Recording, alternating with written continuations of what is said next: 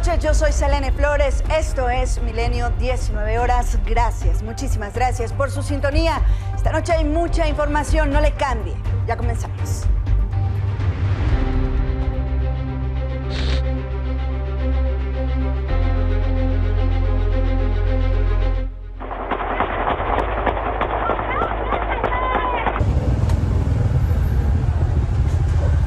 Es cierto, hay un tema de guerra más psicológica por medio de las redes. Hemos aprendido a vivir con esto.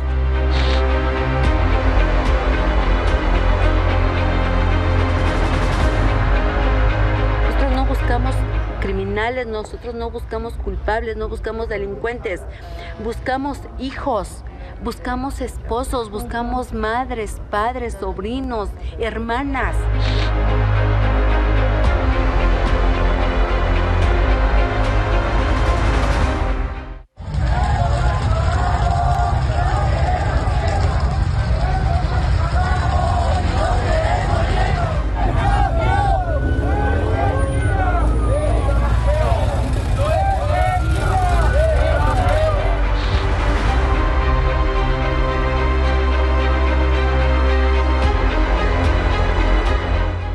Pueden.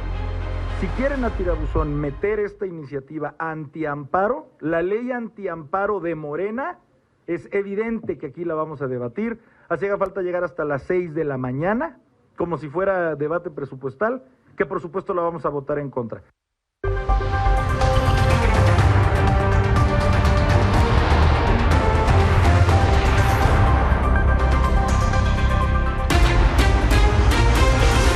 La violencia y la inseguridad que se padece en diversas regiones del país enfrentó a las bancadas del PAN y de Morena en el Senado de la República. La discusión comenzó cuando la senadora panista Alejandra Reynoso solicitó que se aprobara la propuesta de que los titulares del Gabinete de Seguridad comparezcan ante el Senado de la República.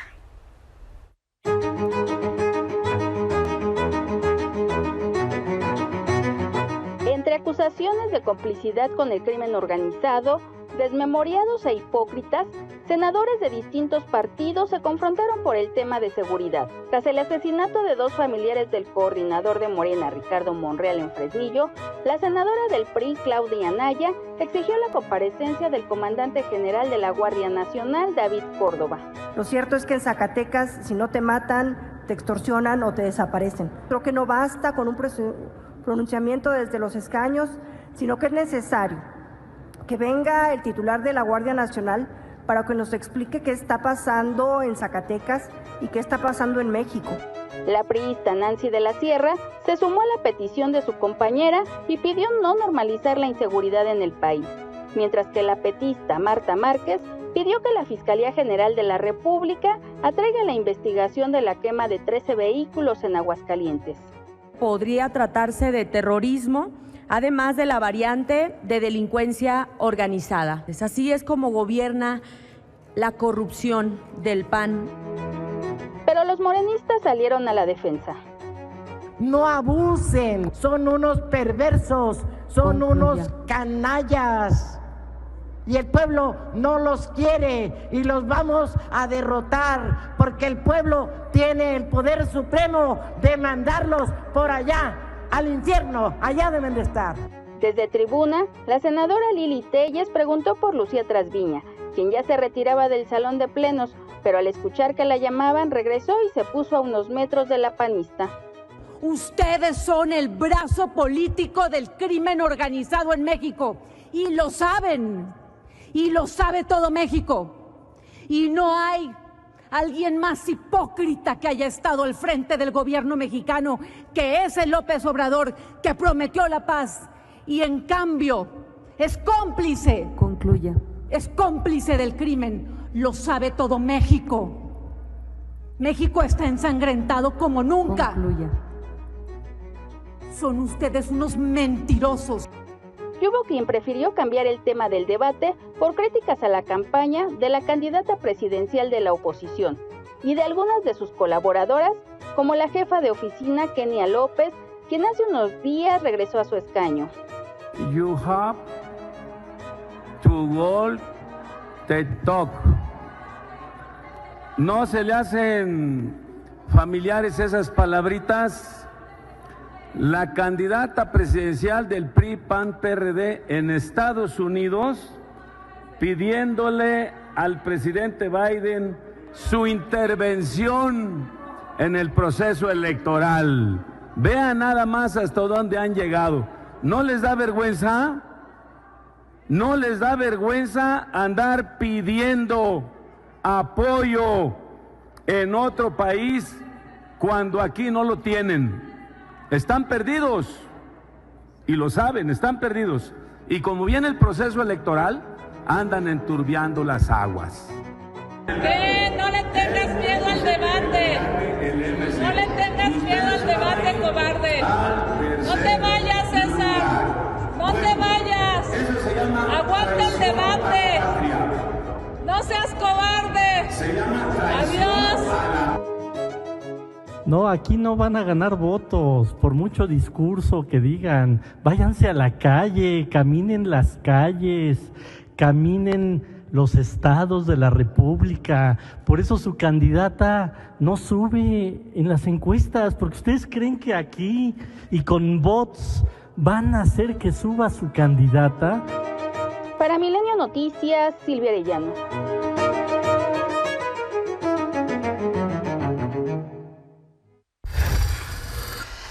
Así las cosas en el Senado, pero en la calle. La violencia no para en Chilpancingo, Guerrero. Ayer en la noche, una urban de transporte público fue atacada por hombres armados que llegaron a la base de la colonia Javier Mina. Ahí resultó muerto el chofer identificado como Alejandro, mientras que otro hombre identificado como Leonardo resultó lesionado. Por este caso, la Fiscalía del Estado ya inició una investigación por el delito de homicidio y lesiones. En los últimos 10 días, usted recordará, van 5 operadores de transporte asesinados y 10 agresiones contra este sector.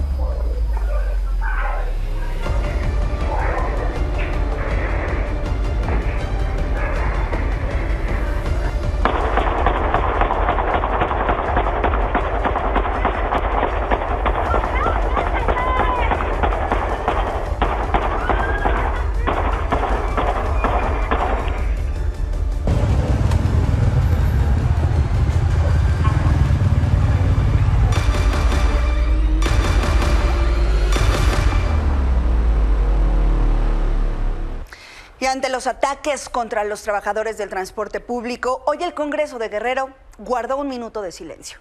La gobernadora del estado, Evelyn Salgado, dijo que se reforzará la seguridad y que se sumarán 100 elementos a los operativos. En un comunicado condenó estas agresiones y lo clásico, exhortó a la Fiscalía del Estado a obtener resultados en la investigación. Mientras la alcaldesa de Chilpancingo, Norma Otilia Hernández, así es como reaccionó a esta situación.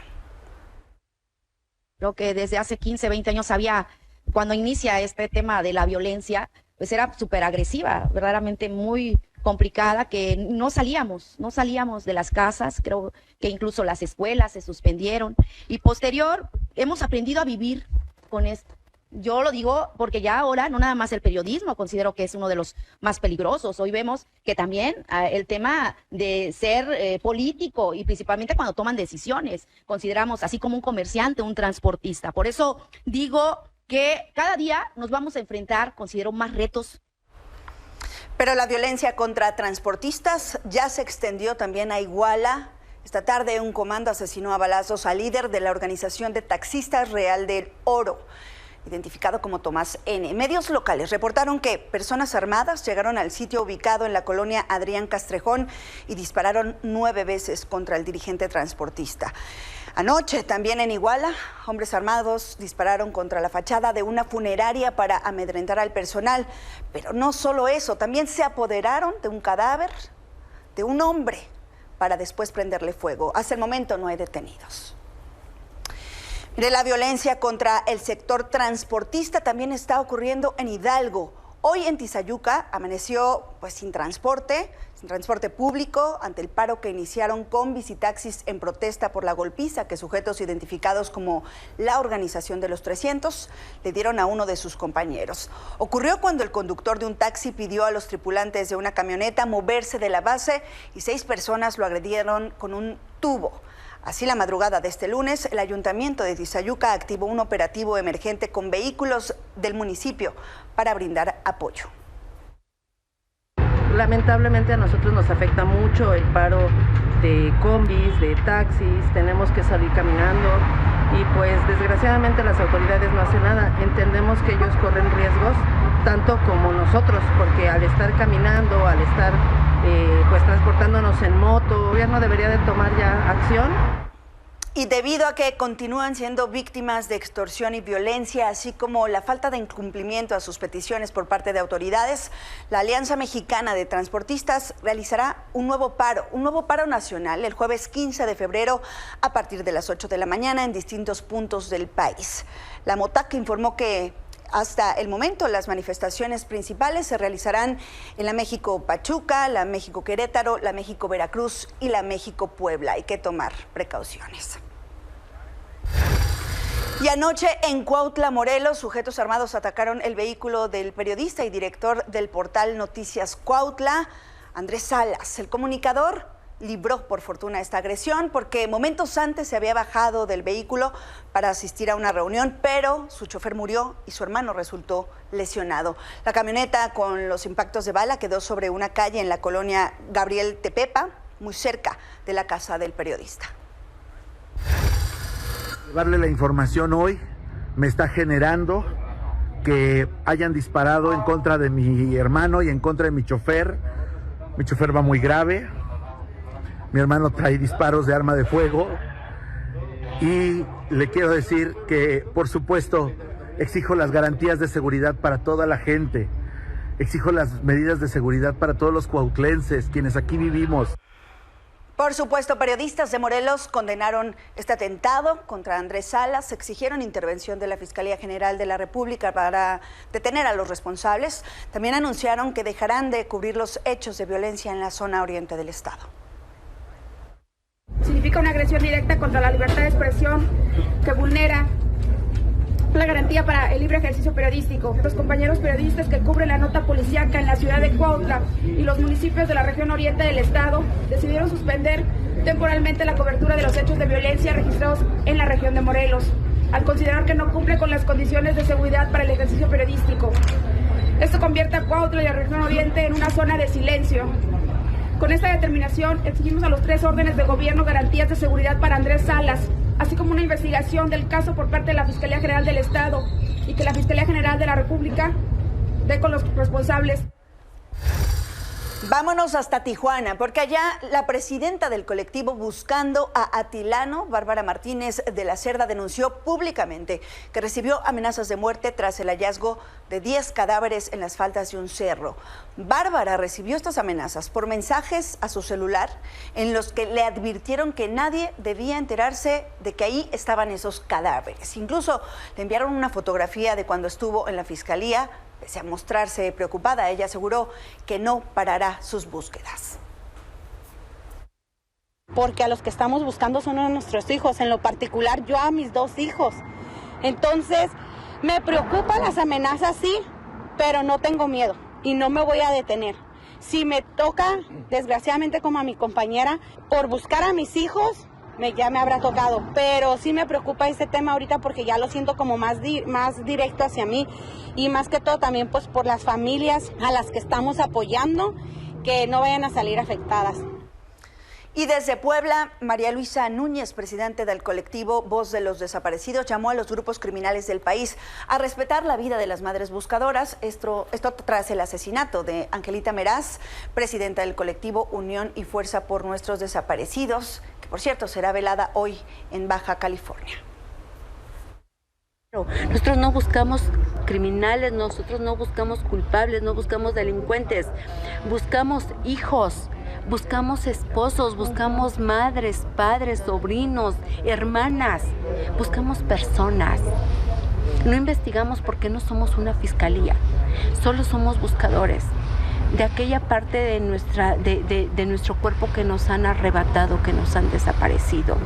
Y entonces que así como nosotros no nos metemos con ellos, pues también pediríamos que ellos también respeten la vida de las buscadoras. Así las cosas. Y mire, cuestionado acerca de estos temas de violencia e inseguridad, sobre todo de cara a los comicios electorales de este año, el presidente López Obrador aseguró que el país está en paz y hay gobernabilidad. No hay ningún riesgo. El país está en paz, hay tranquilidad, hay gobernabilidad y estamos en campaña. Pero la verdad es que la violencia, además de las extorsiones contra defensores de derechos humanos, contra madres buscadoras y periodistas, hoy también le ha pegado a la clase política. Ya son 11 los aspirantes a un cargo público asesinados en lo que va de este proceso electoral. Por eso, hoy el dirigente nacional del PAN, Marco Cortés, promovió ante la Sala Superior del Tribunal del Poder Judicial un incidente de incumplimiento de sentencias en contra del INE. Considera que no emitió medidas suficientes para garantizar un proceso electoral libre de violencia e intervención del crimen organizado. Pero para hablar más extensamente de esta información, tenemos en la línea a Marco Cortés, dirigente de Acción Nacional, a quien le agradecemos la comunicación. Marco, buenas noches.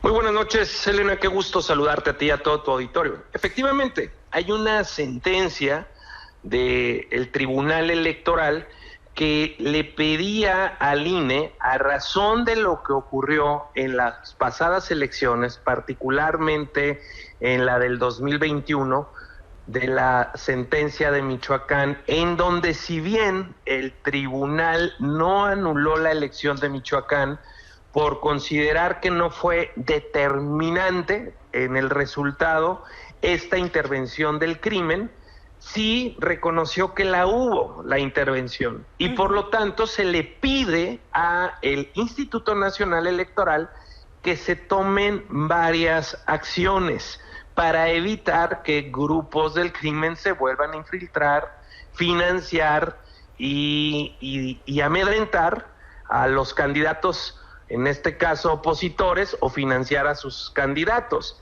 Y por ello es que nosotros lo que vemos es que lo que está proponiendo el INE no es suficiente. ¿Es bueno? Sí, sí es bueno, sí ayuda de cierta forma que digan que el candidato que lo solicite puede tener alguna escolta o 2 o 3, muy bien. Solo que eso no es suficiente, porque además son 20,000 cargos los que habrá, y donde hay mayor inseguridad es en lo local, pero además son los funcionarios de casilla del INE, además son los representantes de casilla de los candidatos, además son los brigadistas, los encuestadores, en los diferentes momentos de la campaña, en donde el crimen organizado se involucra, y vaya que lo hemos visto una y otra vez, siendo el proceso del 2021 el más violento en la historia de México, y en este proceso en el que todavía no arrancan las campañas, en donde ya estamos viendo nuevamente violencia y participación del crimen. A ver, además, refiriéndonos a este protocolo de protección que dio a conocer el INE, pues uno de los personajes que son más violentados son los candidatos a los municipios, y ellos entiendo que quedan fuera de este protocolo de actuación. Marco. Candidatos a municipios, candidatos a regidores, operadores políticos, funcionarios de casilla. Mira, el crimen, Selena, interviene en 4 momentos al menos. Uno de ellos es para la postulación. El crimen en muchos lados le dice al candidato, no, tú no puedes participar, bájate, ni te inscribas, y te amenazan a ti y a tu familia.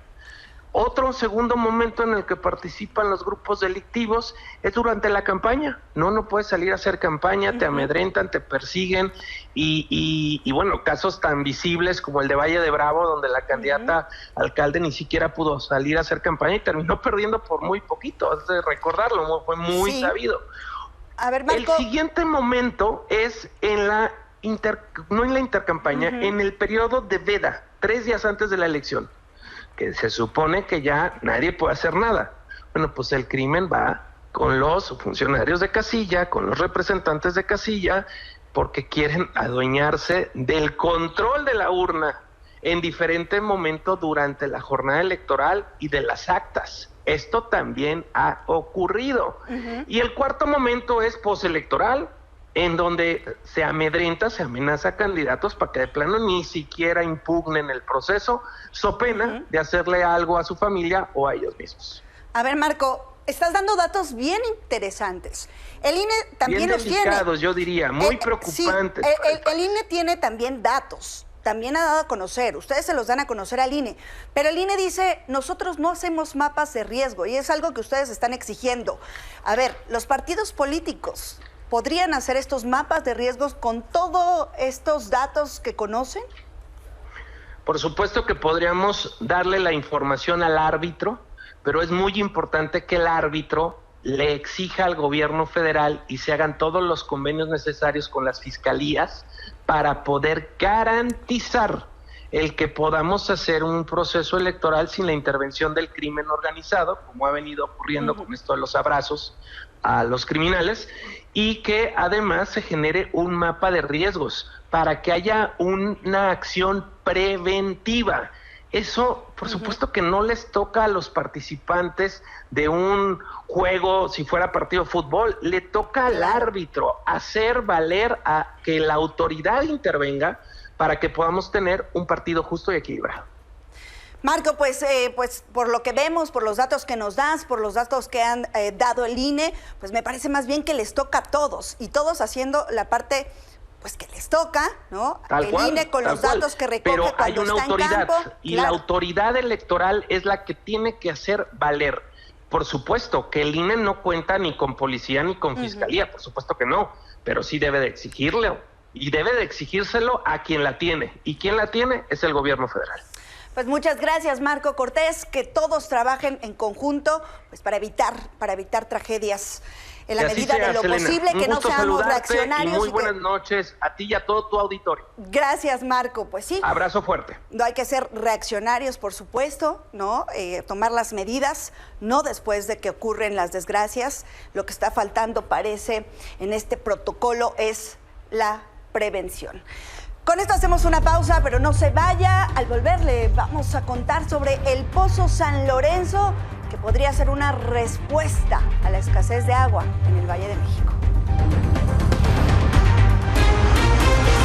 Vamos a temas de política porque el INAI le ordenó a la Secretaría del Bienestar dar información sobre los censos de los afectados por el huracán Otis en Acapulco y Coyuca de Benítez. Esto luego de que la dependencia se negó a dar estos datos a un ciudadano, argumentando que en sus archivos no encontró documento físico o digital con la información solicitada. Imagínese, la secretaría encargada de este censo diciendo que no tiene información al respecto.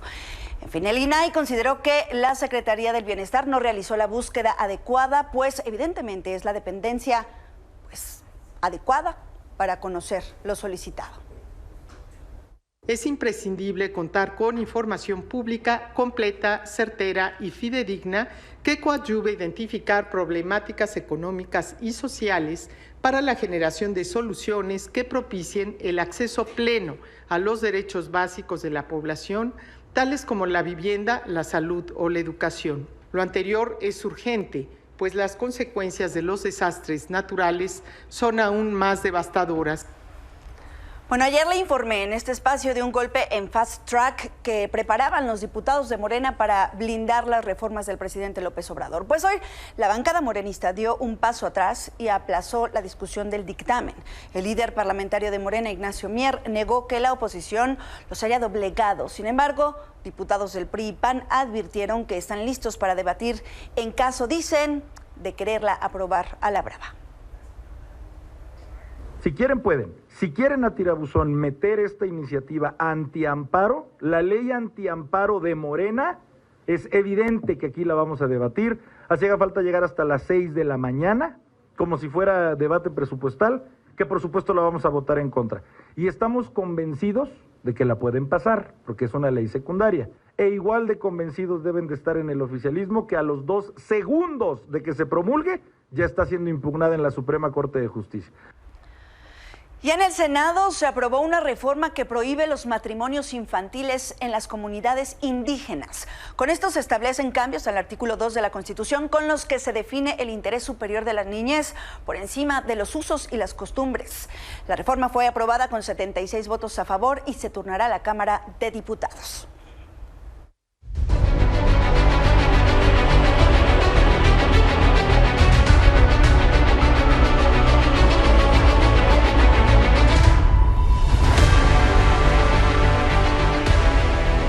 Vamos a información de los presidenciables. Xochitl Gálvez anunció que cambiará de sede para el inicio formal de su campaña. La candidata electa de Fuerza y Corazón por México anunció que ahora su arranque será en Guanajuato, uno de los bastiones panistas, y no en la Ciudad de México como lo tenía planeado.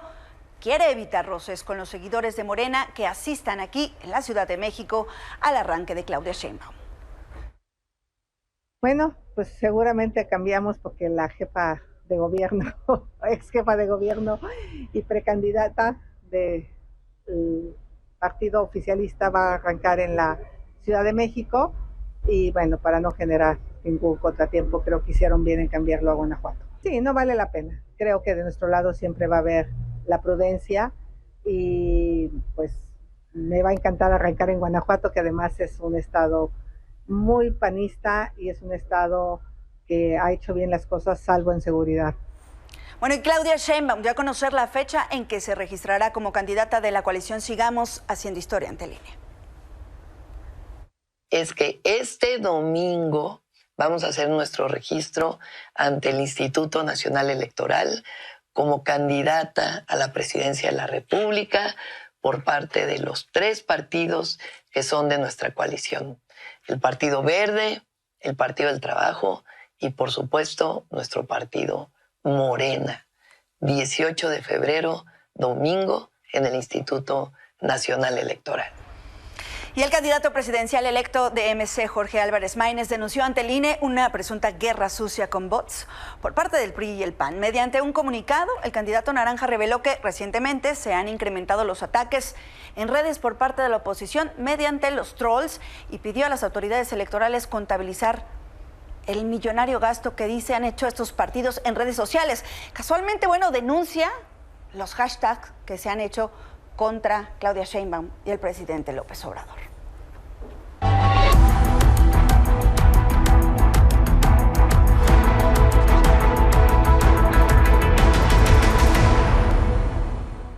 No vamos a dejar este tema. Hoy estamos a 134 días de que las presas del sistema Cutzamala se queden sin agua.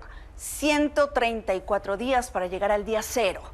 Mire, hoy la organización S&P Global informó que no solo el Valle de México, sino que de seguir así, para el 2050, 11 estados de la República se quedarían sin gota de agua. En primer lugar está Aguascalientes, se le sigue Baja California y Baja California Sur. En el cuarto lugar, Ciudad de México. Chihuahua es el 5º estado de la región que se quedaría sin agua. En la lista aparece el Estado de México, Guanajuato es el 7º estado, Morelos también. Y cerrando este top aparecen Sonora, Sinaloa y Zacatecas.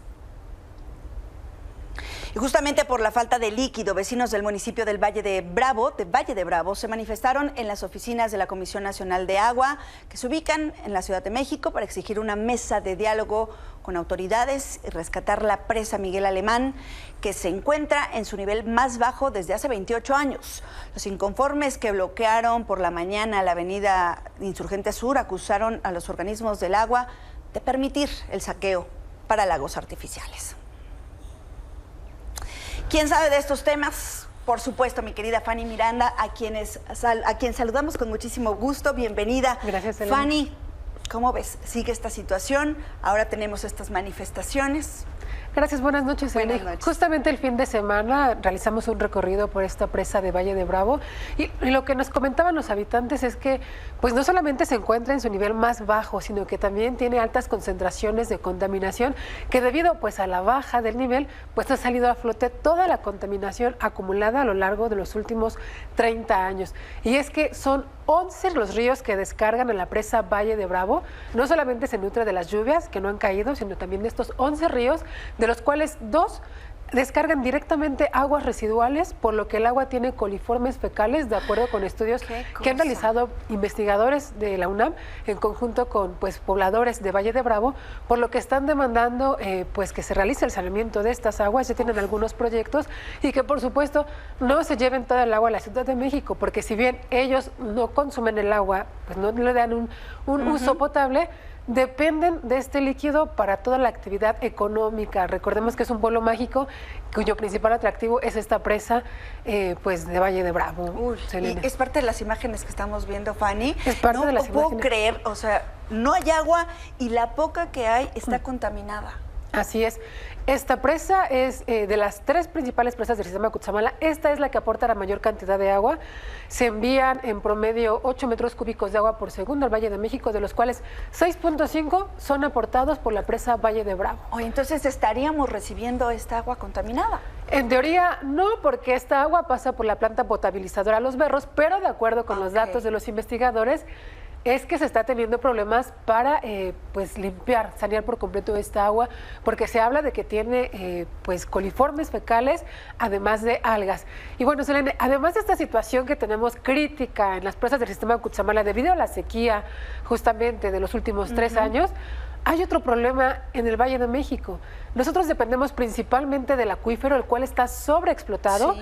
Hace algunos años, 10 años, se decidió explorar otra fuente de agua, porque déjame decirte que después de los sismos de 1985 se hicieron exploraciones para tratar de entender la dinámica sísmica y en ese entonces los investigadores pues infirieron que habría un acuífero, un segundo acuífero, un acuífero profundo. Esos estudios, estas exploraciones se toman después en la administración de Miguel Ángel Mancera. Explotan ellos o exploran 5 pozos profundos, incluso se hizo con maquinaria de Pemex, y encuentran que 5 de estos 2 pozos son viables. Es decir, si hay agua, si hay un segundo acuífero, un acuífero profundo que está a 2,000 metros de profundidad. Los pozos normales explotan a entre 200 y 500 metros de profundidad. Ese está a 2,000 metros, pero lo que nos dicen, muy profundo. Más o menos es la distancia de 11 torres latinoamericanas apiladas.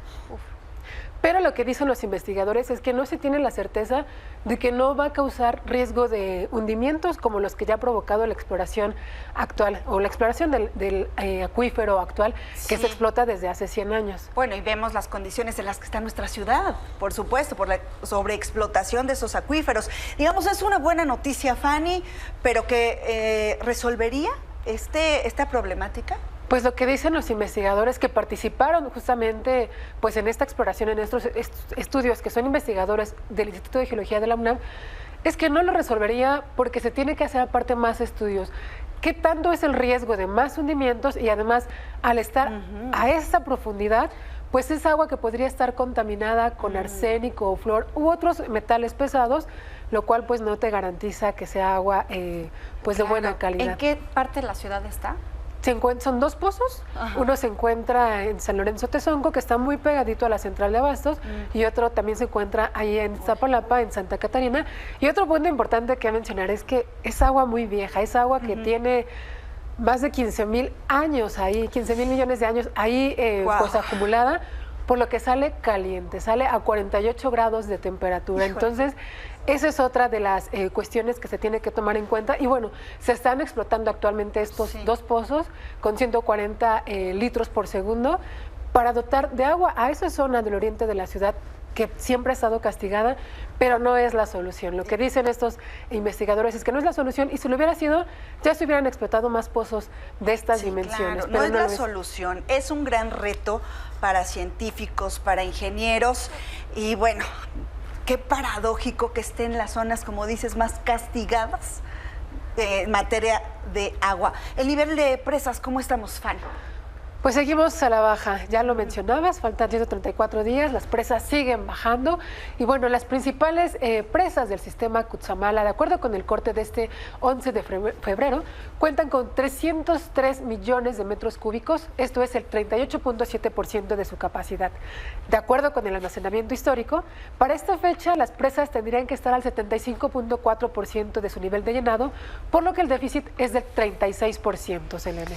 Qué cosa, qué terrible. Y ahí están los resultados, 134 días, ahí está el reloj que va pues en reversa y a ver cómo nos toca. Muchísimas gracias, Fanny. Te vemos aquí la próxima semana. Claro que sí. Gracias. Buenas noches. Con esto hacemos una pausa, pero regresamos. Vamos a tener nuestra sección Sin Rastro. Le vamos a contar sobre la tragedia de la familia Orozco. Ellos tienen a 3 de sus integrantes desaparecidos. Vamos a temas internacionales porque un migrante poblano identificado como Obed Beltrán, originario de Tehuacán, fue la víctima mortal que dejó un tiroteo que se registró ayer en el condado del Bronx, en Nueva York, Estados Unidos. Fue dentro del metro. El hombre de 34 años de edad falleció cuando llegó al hospital debido a la herida de bala que recibió. Fue confirmado por el cónsul de México en Nueva York, Jorge Islas. La canciller Alicia Bárcenas señaló que las autoridades mexicanas se encuentran en constante contacto con el consulado de Nueva York para dar apoyo a los familiares del mexicano.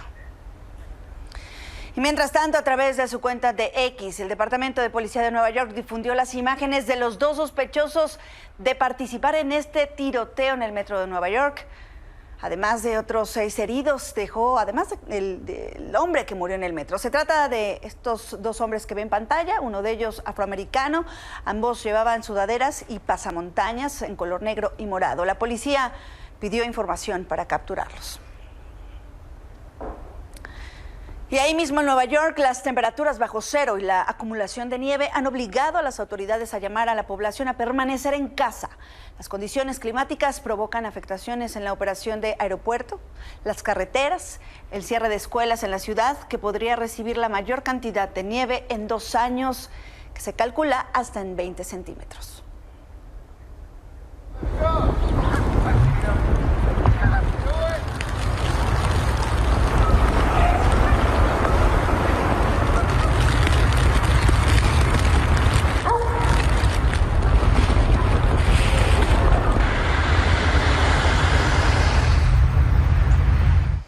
Y Estados Unidos rechazó la propuesta presentada por el presidente de Rusia, Vladimir Putin, de poner un alto al fuego a la guerra en Ucrania. Y es que desde 2023, Putin ya había mandado señales a Washington para congelar el conflicto, pero de acuerdo con fuentes estadounidenses, estos dijeron que no discutirían un posible alto al fuego sin la participación de Ucrania, por lo que los acercamientos para una tregua fracasaron. En más de este tema, el Senado estadounidense aprobó un paquete de ayuda de 95.300 millones de dólares destinados justamente para Ucrania, también para Israel y Taiwán. Esto bajo el argumento de que abandonar a Ucrania podría envalentonar al presidente de Rusia, lo que traería consecuencias negativas para la seguridad mundial.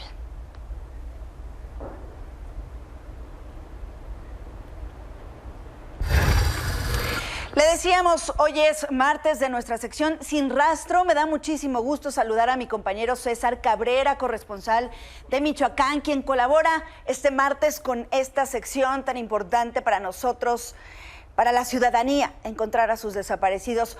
Buenas noches, compañero. Selena, ¿qué tal? Muy buenas noches. Efectivamente, la historia del día de hoy pues es de una familia que desafortunadamente pues la tragedia los ha invadido. Estamos hablando de que una familia integrada de 8 personas, solamente restan 4. Todos los hombres han desaparecido o en su caso han sido asesinados. Se trata de la familia Orozco Medina, quienes desde hace 15 años, poco más de 15 años, no saben el paradero de su padre, de un esposo y de sus hermanos. Si gusta, Selene, escuchemos parte de la historia de esta familia.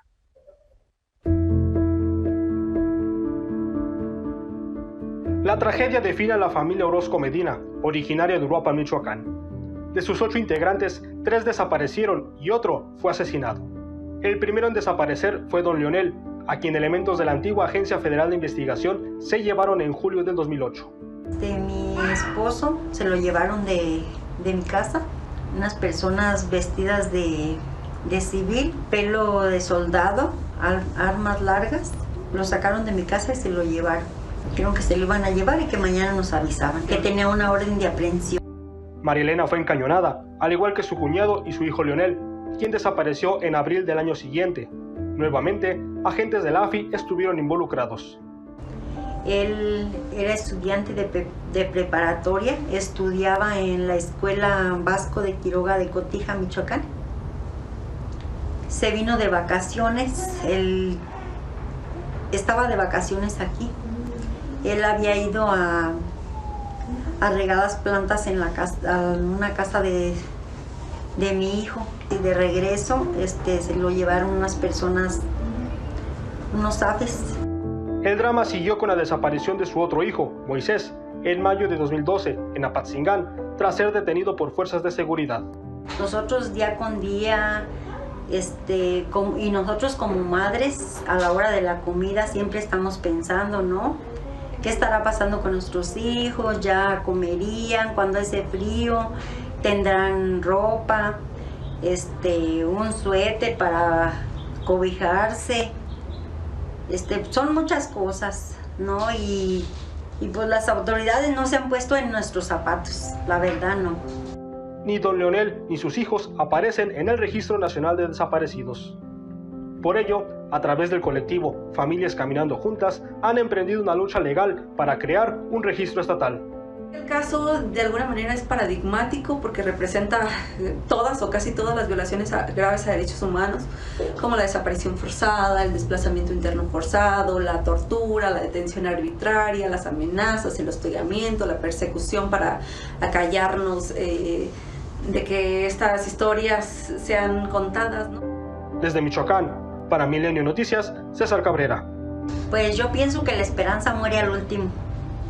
Y yo le pido a Dios que me dé vida para seguir buscando y no morirme. Y pues irme con esa incertidumbre de no saber dónde están mis hijos y mi esposo. ¡Qué tragedia! No es uno, no son dos. ¡Qué tragedia! Sí, y al problema, Selene, se suma pues que han sido desplazados de su lugar de origen. Ellos son originarios de Uruapan, pero debido a las amenazas, al hostigamiento, a la persecución de la que han sido víctimas, incluso de las propias autoridades desde el ámbito local, pues han tenido que emigrar, han tenido que desplazarse de manera forzada hacia otros municipios de Michoacán. Y lo peor, ya lo escuchábamos aquí en la historia, es que ni siquiera aparecen estas tres personas, sus tres familiares, en la lista de desaparecidos de las autoridades. Y por ende, por la lógica, si una persona pues no aparece en la lista, pues no es buscada. Entonces ahorita con el amparo que han promovido ante el Poder Judicial de la Federación, buscan que al menos se establezca un registro estatal de búsqueda para que al menos en la lista aparezcan sus seres queridos que desde hace ya 16 años pues no sabe nada de ellos. ¡Qué barbaridad! Ahí están los casos, ahí están las evidencias, ahí dice que no se desaparecen desaparecidos. Pero entonces, ¿qué pasa? ¿Por qué no están en esas listas? Y como dices, lo peor de todo no es estar en una lista, es las implicaciones que hay que no estén en estos registros. Pues si podemos ver nuevamente la ficha, por favor, y los datos donde podemos pues, dar alguna información. Por ahí tenemos, son las fichas, tenemos ahí un teléfono donde podemos pues dar informes acerca de si alguien sabe de su paradero, pues por favor, ojalá puedan hacernos llegar la información. Pues bienvenido, compañero, bienvenido a esta sección. César Cabrera, un gusto tu trabajo, muchísimas gracias. Y pues la intención, como sabes, es que podamos poner un granito de arena para que la gente pueda dar con el paradero de sus seres queridos. César, muchas gracias. Estamos al pendiente, Selena, buenas noches. Con esto hacemos una pausa, pero no se vaya, viene Minelia Tairi, los detalles de los deportes. Hablemos de negocios porque ante la celebración del Día del Amor y la Amistad, se ha preguntado cuánto cuestan los ramos de rosas. Estos son pues muy pedidos estos días. Y luego hay unos buchones. Cari Martínez, ¿cómo estás? Cuéntanos. Selene, muy buenas noches. Ya lo mencionaste, todos ya estamos listos, ya estamos preparados para celebrar mañana el Día de San Valentín. Y justo como ayer lo platicábamos acerca de que regalarle algo a nuestra persona especial en estas fechas no es un gasto, sino una inversión, mi compañera Nilsa Hernández hizo un recorrido por el mercado de Jamaica, aquí en Ciudad de México, para echarle un ojo al precio de las flores y sí, entre ellos las rosas y aquellos llamados ramos buchones. Vamos a ver lo que encontró y es que el llamado ramo buchón, según nos dicen, puede llevar por lo menos 100 flores y de ahí hasta donde nos alcance el presupuesto. Es por ello que estos arreglos de rosas rojas los podemos encontrar hasta en 5,000 pesos. Si el presupuesto es menor, no se preocupe, todavía tenemos opciones y es que puede encontrar un ramo de flores combinadas de diversos tipos en unos 400 pesos. O qué tal algo más sencillo, que puede ser un ramo de tulipanes en alrededor de 150 pesos. Ahora que si las flores realmente no son lo suyo, puede intentar con otro tipo de regalos. ¿Qué tal puede ser un oso de peluche gigante? Este lo encontramos en alrededor de 1,500 pesos. Un arreglo de globos es otra opción y este lo encontramos en 100 pesitos. O ya algo más económico, una canasta de dulces por 50 pesos. Lo importante aquí es que no haya ningún pretexto para regalarle algo especial a nuestros seres queridos, y es que además la Secretaría de Agricultura dio a conocer que se garantiza el abasto de todo tipo de flores para este 14 de febrero. Incluyen los crisantemos, los tulipanes, las gerberas y todo tipo de flores, Selene. Y la verdad es que bien lo dices, no necesitas gastar mucho o no necesitamos gastar mucho porque esta inversión, estos regalos son de ida y vuelta, nos tocan a todos, y los detalles y las flores, de verdad, yo creo que las flores nunca fallan. Ahora que sí, a mí no me gustan los ramos buchones, estos que dices que si no tienen 100 rosas no son buchones, 5,000 pesos, no puedo creerlo. Pero bien dices, hay otro tipo de flores, ¿no? Hay de todos tipos, unas hermosas y económicas, que de verdad yo creo que ¿quién queda mal con las flores? Nadie, Cari. Nadie, Selene, y como bien lo dices, hay para todos los presupuestos y habrá quienes tengan la posibilidad de gastar en un gran ramo buchón, pero también pueden encontrar arreglos más pequeños e incluso, como bien lo dices, el detalle. ¿Qué tal así? ¿Una rosa? Es un bonito detalle. Así es, Cari, muchísimas gracias. Nos vemos, nos escuchamos mañana. Muchas gracias, nos vemos mañana.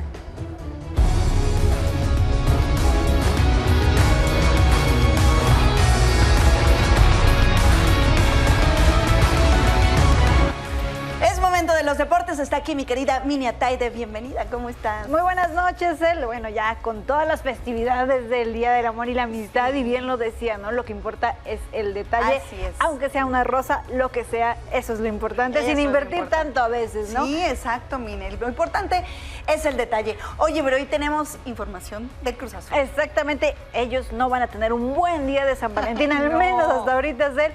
¿Por qué? Porque realmente recordemos que Cruz Azul va bien en el torneo, se recuperó de los 2 primeros partidos en los que no lució y ahora se ubica en el 4º lugar con 13 puntos. Hasta ahí todo bien, Cel. Pero como dices, bueno, la verdad es que no lo van a pasar bien. ¿Por qué? Porque Gabriel Fernández fue el refuerzo que más le costó a Cruz Azul para este torneo, cerca de 11 millones de dólares, y se lesionó. Se perderá, a falta ya de hacerse oficial, todo el torneo por una ruptura de ligamentos cruzados de la rodilla derecha. Así que ya buscan sustituto. Se habla de Carlos Vela, quien milita en Los Ángeles de la Major League Soccer, pero lo que hemos podido averiguar es que no será así, que Carlos Vela está cómodo en su equipo. Sí preguntaron, pero Carlos no quiere venir, al menos por ahora, al fútbol mexicano. Ha hecho ya algunos años de carrera en la MLS, así es que pretende quedarse. Está tranquilo, Cel. Sabemos que en Estados Unidos, obviamente, el fútbol, al no ser el deporte primordial, pues bueno, no tienen tanta presión. Exacto, tanta presión, las cámaras sobre ellos, a la gente, en fin.